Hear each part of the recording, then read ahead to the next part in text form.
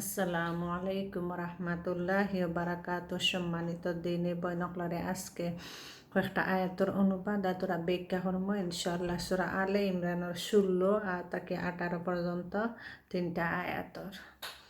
আলহামদুলিল্লাহিল্লাযী হামদান কাসীরান তাইয়িবান মুবারাকান ফিহি আল্লাহুম্মা সাল্লি সাল্লিম আলা নাবিয়্যিনা মুহাম্মদ রাব্বি ইশরাহ লি সাদরি ওয়া ইয়াসসির লি আমরি ওয়াহলুল উকদাতাম মিন লিসানি ইয়াফকাহু কওলি।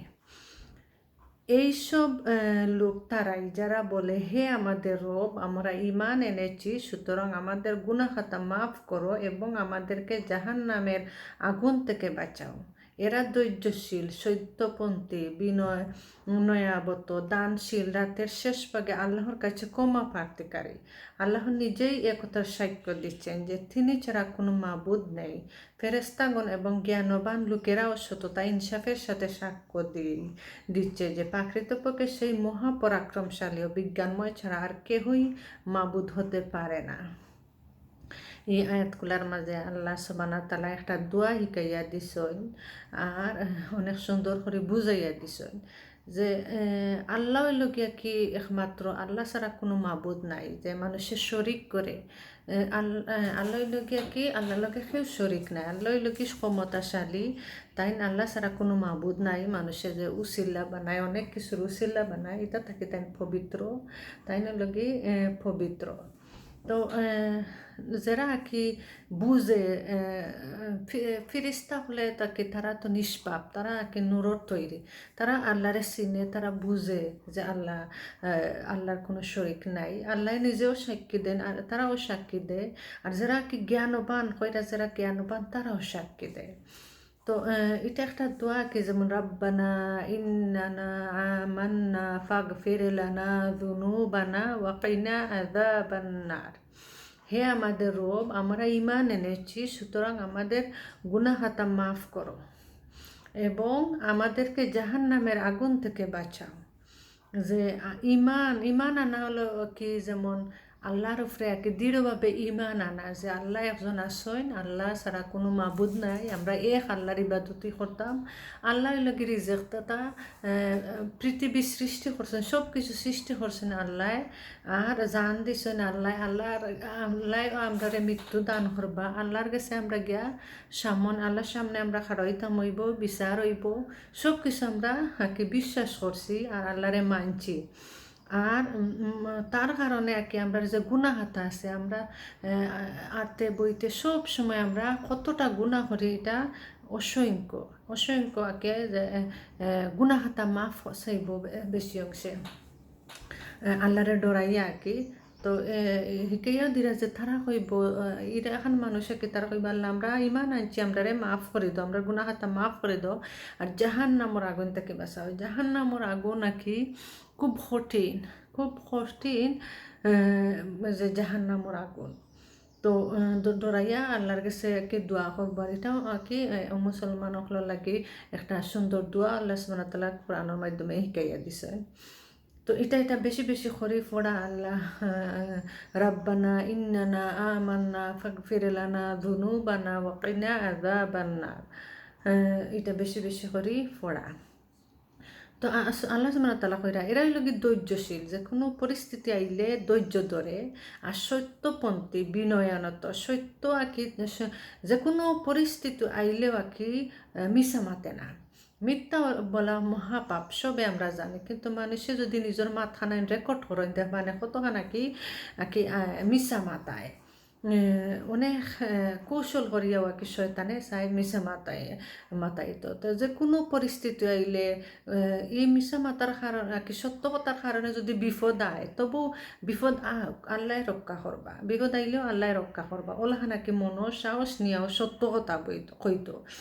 কোনো পরিস্থিতিও আর কি সত্য কথা হইতো আর ধৈর্য ধরতো। আর বিনয়াত হতো কি, যেমন অহংকার করতো না। অহংকার এমন এক জিনিস আর কি, এটাই মানুষের আর কি খুব ক্ষতি করে। তো অহংকারের মালিক হইল গিয়ে একমাত্র আল্লাহ সুবহানাহু ওয়া তাআলা একমাত্র অহংকারের মালিক, যে কোনো পরিস্থিতিও আর কি অহংকার করতো না। অহংকার, হিংসা অহংকার এটা হলো কি খুব খারাপ জিনিস। হিংসা তাকে আল্লাহর গেছে আর অহংকার তাকে আল্লাহর গেছে আর কি ফানা চাওয়া, আশ্রয় চাওয়া, যে আল্লাহ আমরা অন্তর হিংসা আর অহংকার দিও না। ও দুইটা তাকে রক্ষা করি, এই দুইটা কি অনেক ক্ষতি করে।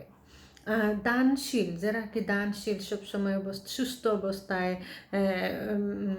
অসুস্থ অবস্থায়, সব অবস্থায় কি দান করে, আর রাতের শেষ ভাগে আল্লাহর কাছে ক্ষমা প্রার্থনা করে। তাহাজ্জুদের কথা কই রাখি যে তাহাজ্জুদের সময় কি উঠিয়া আল্লাহর কাছে ক্ষমা প্রার্থনা করে। আর আল্লাহ নিজেই এই কথা সাক্ষ্য দিচ্ছেন যে আল্লাহ ছাড়া কোনো মাবুদ, আল্লাহ তো নিজে সাক্ষ্য দিচ্ছেন যে আল্লাহ ছাড়া কোনো মাবুদ নাই। আর ফেরেস্তা হলেও সাক্ষী দেন যে আল্লাহ ছাড়া কোনো মাবুদ নাই। যারা জ্ঞানবান বুঝে, যারা কোরআন হাদিস বা সম্বন্ধে যারা কি বুঝে, তারা তো জানে যে আল্লাহ কিলাহান, আল্লাহ কত দয়াবান, আল্লাহ ক্ষমাশীল। আবার আল্লাহ অন্যায় বিচার করলে আল্লাহ রাগান্বিত, আল্লাহ কঠিন, ইলাহানো বুঝের। তারা বুঝের যে আমরা যদি পাপ করিতে আমরা শাস্তি হইব দুনিয়াতেও আখেরাতেও, আর আমরা যদি নেক কাম করি তো এটা আমরা আল্লাহ পুরস্কার দিবা।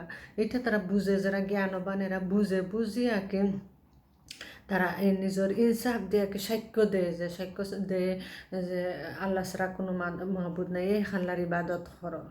তো আল্লাহ যে মহাপরাক্রমশালী, আল্লাহ শক্তিমান, বিজ্ঞানময়, আল্লাহ গিয়া কি আল্লাহর আর কি জ্ঞানর বাইরে এমন কিচ্ছু না নাই, সব কিছু আর কি আল্লাহর জ্ঞানর ভিতরে।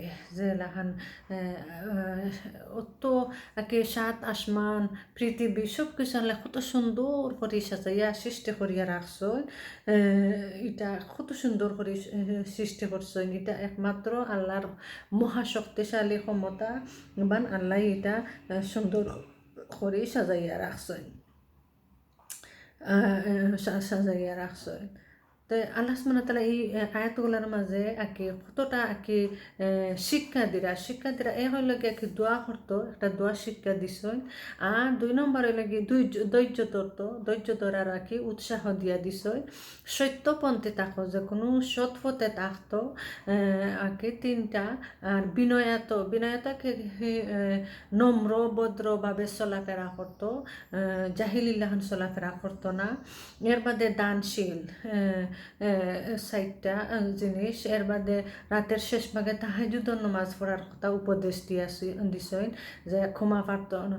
এই 5টা 6টা জিনিস এই সুন্দর করে এই আয়াতগুলার মাঝে বুঝাইয়া দিছেন। এই যদি আমরা যে আমলগুলা যদি আমরা এই নিজের আমল রেখে এটা পরিবর্তন করি আর ইলাহান যদি আমরা চলি তে আর আল্লাহর কাছে মাফ চাই, তে আল্লাহ সুবহানাহু ওয়া তাআলা ক্ষমাশীল, ক্ষমা করিয়া দিবা ইনশাআল্লাহ। তো বেশি করে আল্লাহর কাছে আমরা মাপ চাইতাম, ক্ষমা চাইতাম, ধৈর্য ধরতাম, সত্য পথে থাকতাম, বিনয়নত হইতাম, দানশীল হইতাম, আর তাহাজ্জুদের নামাজ পড়তাম। এটা আমরা জীবনের মাঝে কি যদি বাদ অভ্যাস থাকে এটা পরিবর্তন করিয়া সঠিক পথে আওয়ার চেষ্টা করতাম। আল্লাহ সুবহানাহু ওয়া তাআলা যেদিকে মানুষ যাইতে চায়, যেদিকে আগ্রহিত চায়, আল্লাহ সুবহানাহু ওয়া তাআলা ওদিকে নিয়ে পৌঁছায়। মনে যদি উৎসাহ থাকে যে আমি আমার বিহেভিয়ার যে আছে ওগুলো আমি আমার ঠিক করতাম, আমার অভ্যাসগুলো আমি ঠিক করতাম, আমার বা যদি অভ্যাস থাকে এগুলো আমি পরিহার করিয়া আল্লাহর দিকে দাবিত হইতাম। আমি দুনিয়া তো শান্তি পাইবার লাগে, আখিরাত তো কল্যাণ পাওয়ার লাগে। জাযাকুমুল্লাহু খায়রান। আল্লাহ সুবহানাহু ওয়া তাআলা বুঝার আমল করার তৌফিক দান করতা।